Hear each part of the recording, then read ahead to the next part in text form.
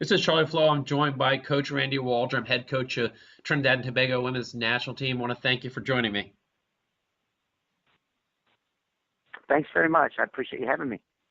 So you guys go into this tournament. You had a very, very tough first game.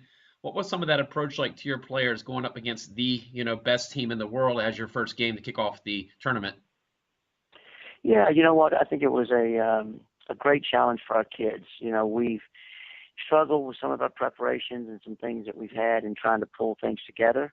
But I think they certainly know what the U.S. brings, and they knew the challenge that was in front of them. But I think they really embraced it wholeheartedly and embraced the way I felt we needed to play against them to try to get a result. And I was really, really proud of the effort.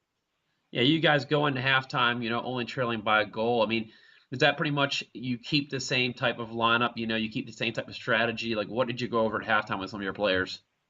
Yeah, I think we felt like we kept our shape pretty well, and I felt like we didn't step to the ball quickly enough in some parts of the field, and had gotten away with it in the first half. So we tried to talk about those little adjustments in the second half, and then we felt like we could counter on them a little bit better. We didn't really break out and create much danger for them in the first half, but I thought the second half we countered out and had 3 or 4 actually really good looks at the goal that I felt like we could have stolen a point the way the game went. Now, in fairness, the U.S. could have scored a few more too that they missed.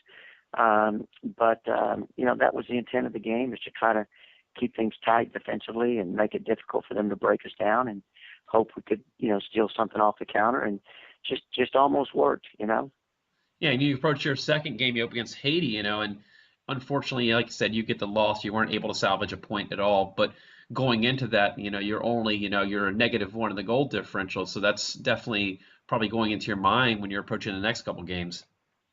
Yeah, we felt like, if things between Guatemala, Haiti, and us, if there happened to be ties in there anywhere, that the goal differential could be it could be a determining factor, and that's why we felt the result with the U.S. was positive, even though we lost the game.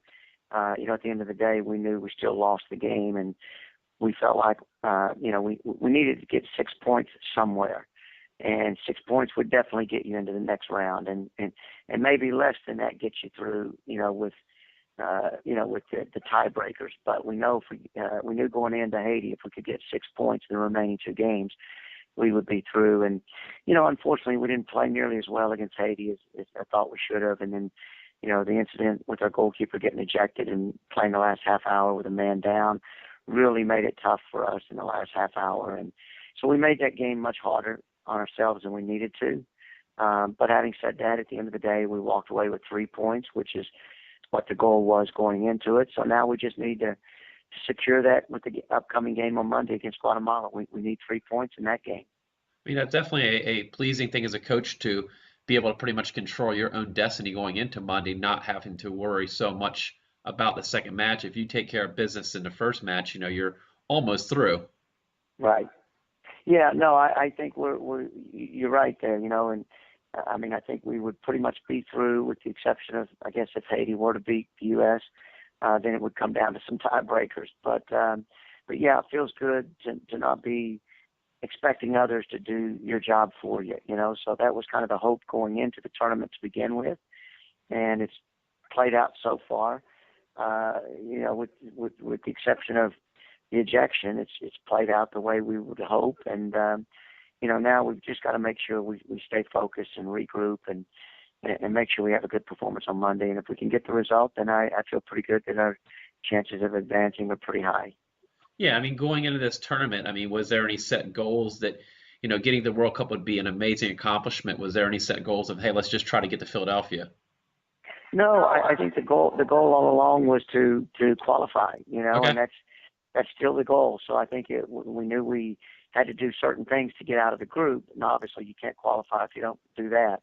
So certainly we've broken that big goal of qualifying down to, little segments of each of these 3 games. But I think the goal from the moment I stepped in as the head coach was to qualify the team. Now take a little page backwards. We're going to go back to before qualifying, the training, that there was this great, love for your team. The nation, U.S. and a lot of the other CONCACAF nations fell in love with the story of your players, just the aid and the helping out with the friendly match you guys played and the donations, and even the Clinton Foundation getting involved with the Haiti team. I mean, what's that been like as the head coach, seeing all this love for? I mean, you got competition helping you out. You don't hear that in tournaments where the other teams are helping you out. Yeah, Charlie, I was amazed with it. Canada stepped forward and helped us out with some equipment, and the U.S. team donated some money, and the NWSL donated some money, and Haiti donated some money.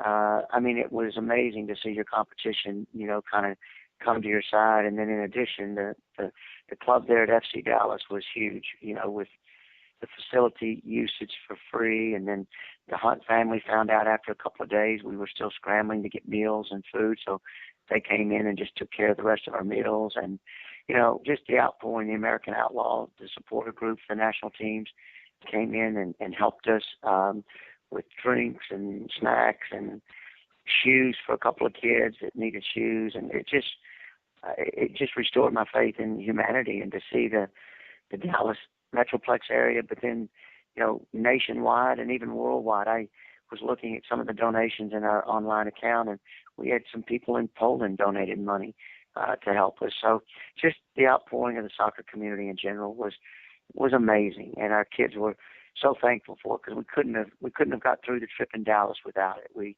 really couldn't have. And as a coach, I don't know what I would have done. I honestly don't know how we would have gotten through, and that's why I sent the tweet out. It wasn't to disparage our federation or disparage our government in any way.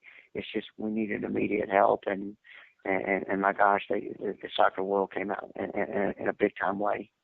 Yeah, I mean, it's very interesting. Like, me and some friends have had a lot of conversations over some beverages about this situation that, as a United States citizen, I want our nation to go through and win the whole thing. But I think at the end of the day, you want it to be an even playing field. You want your team to win, but you want your team to win fair and square, that to go up against competition that's had, the right preparations and the right equipment, so it's not just a slaughter because they couldn't even prepare or even eat a meal properly.